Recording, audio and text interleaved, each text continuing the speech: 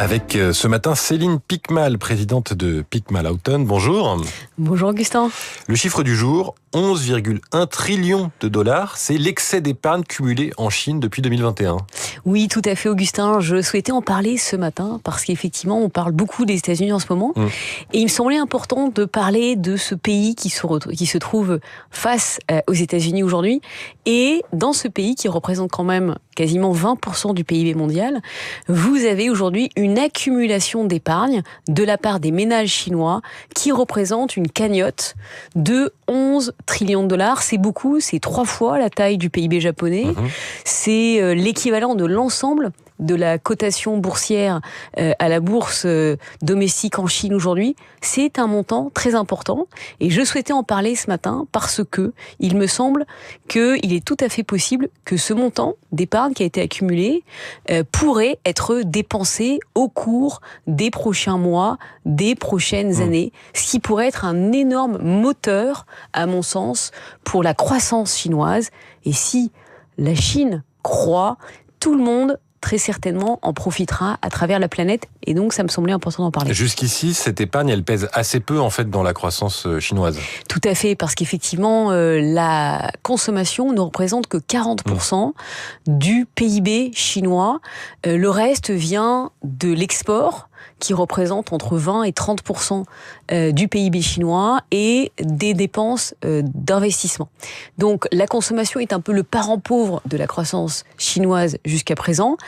40% contre, on va dire, 79% du PIB qui vient de la consommation en France. Donc on est très très loin.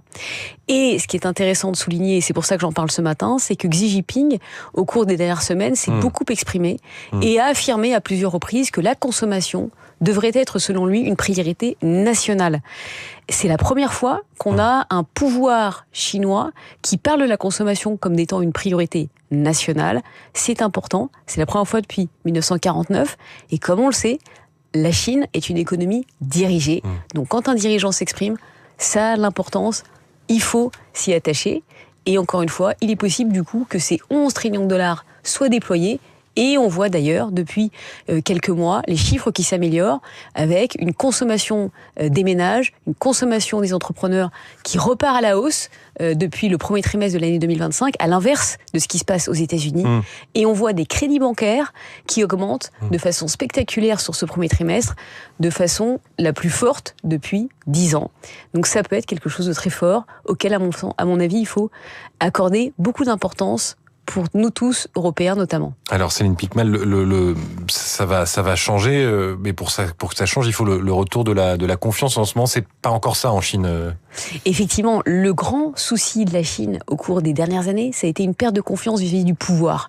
Vous avez eu une population qui a été enfermée pendant longtemps, sans tout à fait comprendre pourquoi est-ce qu'elle était enfermée aussi longtemps. Vous avez eu des leaders qui ont disparu. Jack Ma qui a disparu à un moment des écrans. On a eu des politiques qui ont changé sur l'éducation, sur la marche à suivre. Et donc l'épargnant chinois, le chef d'entreprise chinois était perdu.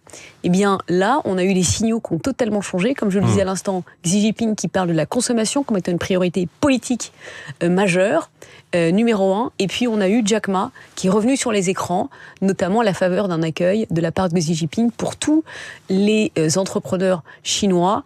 Une rencontre qu'il a mis en avant, notamment avec le patron de DeepSeek.